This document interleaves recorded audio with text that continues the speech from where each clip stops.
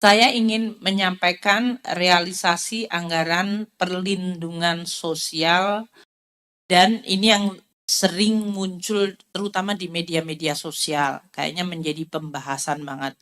Seperti kita sampaikan ya, waktu kita menyampaikan APBN 2024 ini, anggaran perlindungan sosial tahun ini mencapai 496,8 triliun. Perlinsos, bukan bansos ya, perlinsos.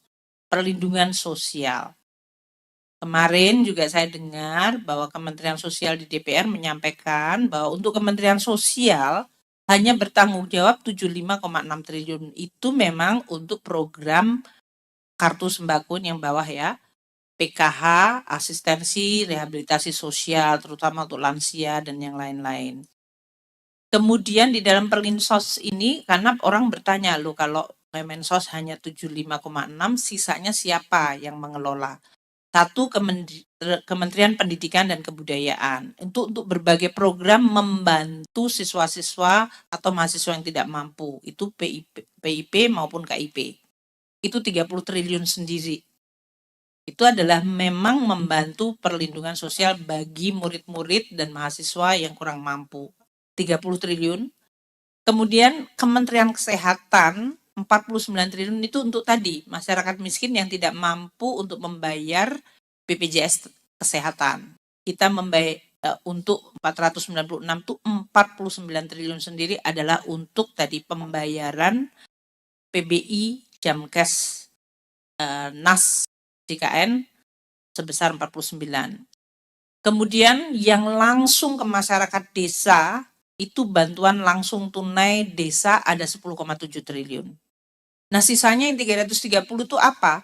Itu adalah perlindungan sosial, bantuan sosial kepada masyarakat dalam bentuk subsidi energi. Seperti subsidi BBM, entah diesel maupun solar maupun pertalite, kemudian LPG, dan subsidi listrik. Itu semuanya langsung dinikmati masyarakat. Memang tidak melalui kementerian lembaga, tapi kita membayar langsung kepada eksekutornya yaitu PLN atau Pertamina. Untuk subsidi non-energi seperti subsidi pupuk, PSO, yaitu kalau kita naik kendaraan umum yang tarifnya dalam hal ini tidak mencerminkan biaya, itu disubsidi. Dan juga untuk bunga KUR. Ini adalah untuk usaha kecil, mikro, UMKM, koperasi, mereka mendapatkan kredit dengan suku bunga yang sangat rendah. Itu bunganya disubsidi oleh negara. Itu termasuk perlindungan sosial. Dan juga untuk perumahan kelompok masyarakat berpendapatan rendah MBR. Itu mereka bisa membeli rumah dengan kredit yang disubsidi oleh pemerintah. Di dalam 330 juga masih ada cadangan untuk kalau terjadi bencana, seperti yang kalau ada gempa bumi dan yang lain-lain itu kita masuk. Jadi untuk supaya masyarakat, mungkin ya banyak yang menanyakan 496,8 triliun, 75,6 memang Kemensos yang melakukan, sementara sisanya ada di beberapa kementerian lembaga dan subsidi yang cukup besar dalam bentuk tadi barang, listrik, LPG, BBM, pupuk, kemudian kredit usaha, dan kredit perumahan.